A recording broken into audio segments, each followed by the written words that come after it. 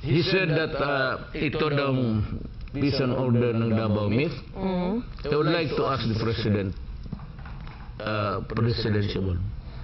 You claim to have graduated from Wharton School of Economics. That is a myth. You did not graduate sa Wharton School of Economics, Mr. Rojas.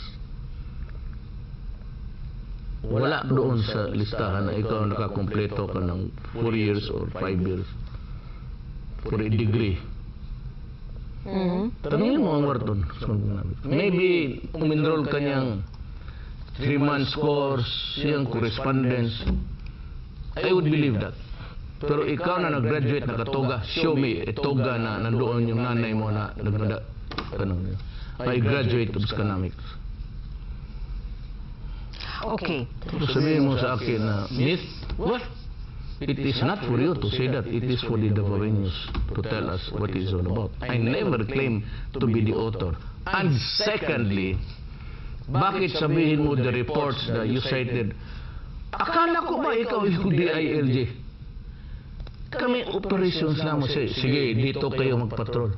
But all others, the submission, I do not even have a copy of the blatter every day or of the journal. Ikaw yung may hawak ng pulis. Bakit hindi mo ang pulis sa Davao kung talagang mabigat yung krimen? Either binola ka ng pulis mo, ito naman ang ginawa, or you were treated as a trust by the police. Kaya magsurvey ka sa krami. Kung manalo ka, mag-withdraw ako tapos kakumpanyahan kita. Ikaw yung nag-umpisa eh. Ikaw yung nagsabi na may cancer ako. You broke the camel's back. I was really holding na ayaw ko. Then, you got my children into anger. Kaya di na sila nagsabi, wag. Go ahead.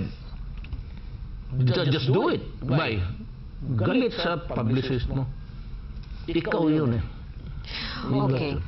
Mayor, ang imong mga activities karong Pasko, ang imong mga pahalipay nga pati yung sa Yolanda. I was there day 2. Mr. Rojas, you cannot handle stress. That I can tell the Filipino people. Huwag kayong magkamali na. He cannot handle stress. He has something, tatala